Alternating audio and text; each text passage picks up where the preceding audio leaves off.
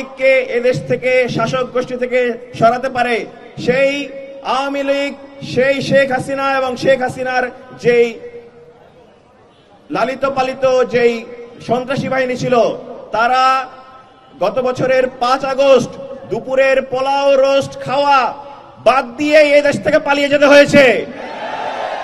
এদেশ থেকে পালিয়ে তারা পাশের দেশে আশ্রয় নিয়েছে, যে দেশের আধিপত্য, যে দেশের জুলুমতন্ত্র এদেশের মানুষের ন্যায্যতা, সাম্য, ইনসাফকে দীর্ঘদিন ধরে ক্ষতিগ্রস্ত করেছিল।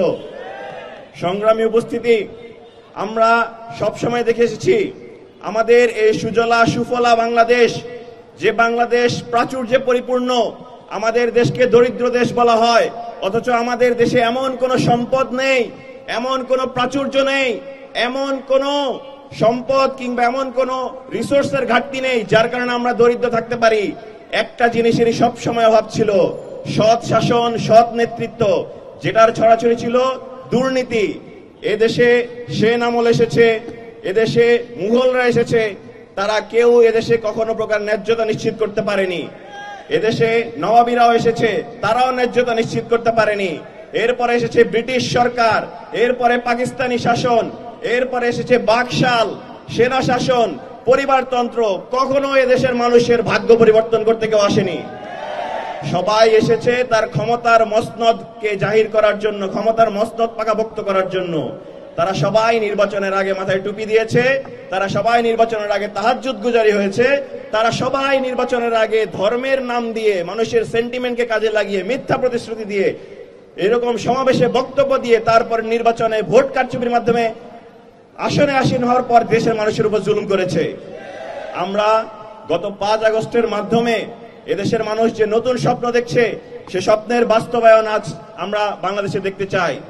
আমরা দুঃখের সাথে বলতে হচ্ছে, 5 আগস্টের পর বাংলাদেশের মানুষ যে স্বপ্ন দেখেছিল, যে আশা আকাঙ্ক্ষা দেখেছিল, এতগুলো মানুষ শহীদ হওয়ার পরেও বাংলাদেশের মানুষ হয়তো সেই ন্যায্যতা পাবে, সেই সৎ নেতৃত্ব পাবে, আমরা দুঃখের সঙ্গে দেখছি এই সময় পর বাংলাদেশের মানুষ সেই পুরনো গদি রক্ষা করা, নিজে ফুলে ফেপে ওঠা, রাজনীতিকে নিজের ক্যারিয়ার বানানো, এই ক্যারিয়ারের মাধ্যমে জনগণের অর্থ সম্পদ লুটপাট করা, টেম্পু স্ট্যান্ড থেকে চাঁদাবাজি করা, ব্যবসা প্রতিষ্ঠান থেকে চাঁদাবাজি করা, ব্যবসায়ী ধরে এসে মারা, মা বোনকে ঘরে ধর্ষণ করা এবং নিজের দলীয় কোন্দলে যারা 200-এর বেশি মানুষ হত্যা করেছে, তারাই এদেশে এখন আবার নতুন করে ফ্যাসিবাদে মাথা চাইছে।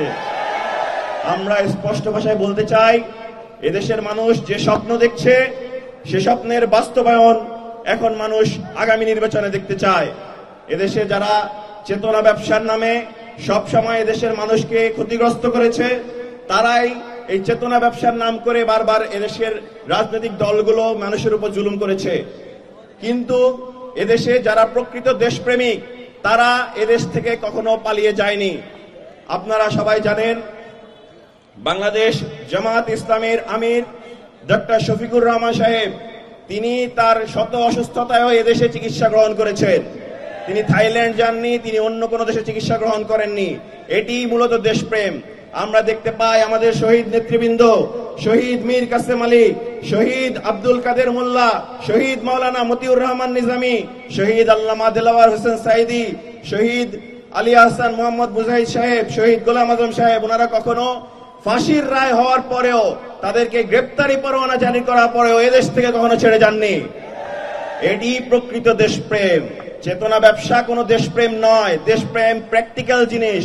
দেশপ্রেম শুধুমাত্র অ্যাবস্ট্রাক্ট জিনিসের মাধ্যমে, মিডিয়ার মাধ্যমে ধুয়ো তুলে মানুষের মধ্যে বলা, এটা কোনো দেশপ্রেম নয়। এই দেশপ্রেমের নজরানা আমরা দেখে গিয়েছি। আমরা এদেশের মানুষের, এদেশের সার্বভৌমত্বের কাণ্ডারি হয়ে সবসময় এদেশের লড়ে গিয়েছি। আমাদের মধ্যে কোনো ভোগ বিলাসের মানসিকতা ছিল না কখনো। আমরা কখনো এই দেশের পদের প্রতি লোভ ছিল না আমাদের কখনো। আমরা এদেশের মানুষের মুক্তি চেয়েছি। আমরা একটি সুন্দর স্বপ্ন দেখেছি। সর্বোপরি আমাদের এই সকল প্রয়াস ছিল এক আল্লাহর সন্তুষ্টির জন্য। এখনো আমরা মানুষের সেবা করতে চাই আল্লাহর সন্তুষ্টির জন্য। আমাদের মধ্যে কোনো প্রকার দুরভিসন্ধি নেই। আমাদের মধ্যে ক্ষমতায় গিয়ে এদেশের মানুষের লুটপাট করার কোনো বাসনা নেই। আমরা সেই স্বপ্ন দেখতে চাই। আগামীতে এই এই বাংলাদেশের যে বিশ্ববিদ্যালয় ছাত্র সংসদগুলোর মাধ্যমে যে জোয়ার তৈরি হয়েছে, সেই জোয়ার আগামীতে যে নির্বাচন, সেই নির্বাচনেও প্রভাবিত করবে। এবং আমি গর্বিত, আপনাদের জন্য গর্বিত যে এই বাড্ডা, ভাটারা, রামপুরা অঞ্চলে আপনারা এমন একজন মানুষকে পেয়েছেন। আমি আমার ছোটবেলায় যে ভাইকে দেখে ইসলামী আন্দোলনের কাজকে অনেক বেশি প্রেরণা পেতাম, এই অঞ্চলের মানুষ, যিনি এই অঞ্চলে বড় হয়েছেন, এই অঞ্চলে ইসলামী আন্দোলন করেছেন, এই অঞ্চলের মানুষের জন্য ভেবেছেন, যিনি বাংলাদেশ ইসলামী ছাত্র শিবিরের সাবেক কেন্দ্রীয় সভাপতি, বাংলাদেশ শ্রমিক কল্যাণ ফেডারেশনের সেক্রেটারি জেনারেল এবং একই সাথে একজন আইনজীবী এবং বাংলাদেশের বর্তমান যেই রাষ্ট্র, সেই সরকারের শ্রম মন্ত্রণালয়ের নিযুক্ত রাষ্ট্রীয় প্রতিনিধি এবং এমন একজন শিক্ষিত শ্রেণীর লোক যিনি 3টা কামেল পাশ করেছেন এবং একই সাথে মাস্টার্স ডিগ্রি, MA এবং MBA সবকিছু দিয়ে তিনি যোগ্যতা স্বাক্ষর রেখেছেন। আলহামদুলিল্লাহ। আমরা আশা রাখছি এই সৎ নেতৃত্বের মাধ্যমে আপনারা আগামীতে আপনাদের আগামীর এই যে বাড্ডা, ভাটারা, রামপুরার যে উর্বর অঞ্চল, সেই উর্বর অঞ্চলের নেতৃত্ব বাছাই করে নেবেন। কোন প্রকার ভূমিদস্যুর ঠাঁই এই জায়গা হবে না, কোন প্রকার দুর্নীতিবাজের ঠাঁই এদেশে হবে না, কোন প্রকার বিদেশি দুর্নীতিবাজের ঠাঁই এদেশে হবে না। এদেশে এই অঞ্চলে সৎ নেতৃত্বের মাধ্যমে এই যে উর্বর অঞ্চল, জুলাই আন্দোলনের হটস্পট অঞ্চল, এই অঞ্চলের মানুষ তার শান্তির ঠিকানা খুঁজে পাবে ইনশাআল্লাহ। পরিশেষে বলতে চাই, আমরা আগামী জাতীয় নির্বাচনের মাধ্যমে আমরা দেখতে পাচ্ছি ছাত্র সংসদ নির্বাচনের যে জোয়ার, আমাদের প্রতি হাজার জুলুম, হাজার ফ্যাসিবাদী আচরণ, হাজার অপপ্রচার, নারীদের প্রতি অপপ্রচার, সাইবার বুলিং সবকিছু পেরিয়ে বাংলাদেশের জনগণ নীরব ভোট বিপ্লবের মাধ্যমে সেই জবাব দেবে ইনশাআল্লাহ। পরিশেষে বলতে চাই, জানিয়ে দাও রামপুরা, বাড্ডা, ভাটারার রাজনৈতিক দুর্বৃত্তদের এ হাওয়ার দিক এবার বদলাতে চলেছে।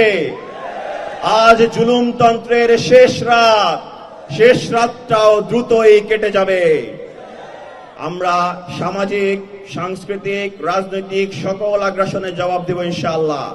সেই সাংস্কৃতিক আগ্রাসনের জবাব সংস্কৃতি দিয়েই হবে ইনশাআল্লাহ। আমি 2টি গানের লাইন আপনাদের সঙ্গে গাইবো। আমি চাই আপনারাও আমার সঙ্গে সেই 2টি গানের লাইন উচ্চারণ করবেন ইনশাআল্লাহ। নৌকা ধানের শীষ, লাঙ্গল দেখা শেষ, দাড়ি পাল্লা এবার গড়বে বাংলাদেশ। সবাই নৌকা ধানের শীষ, লাঙ্গল দেখা শেষ, দাড়ি পাল্লা এবার গড়বে বাংলাদেশ, দাড়ি পাল্লা এবার গড়বে বাংলাদেশ। সবাই দাড়ি পাল্লা এবার গড়বে বাংলাদেশ।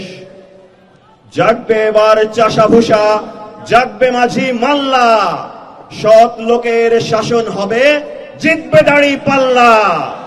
সৎ লোকের শাসন হবে, জিতবে দাড়ি পাল্লা ইনশাআল্লাহ, ইনশাআল্লাহ, ইনশাআল্লাহ। আসসালামু আলাইকুম ওয়া রাহমাতুল্লাহ।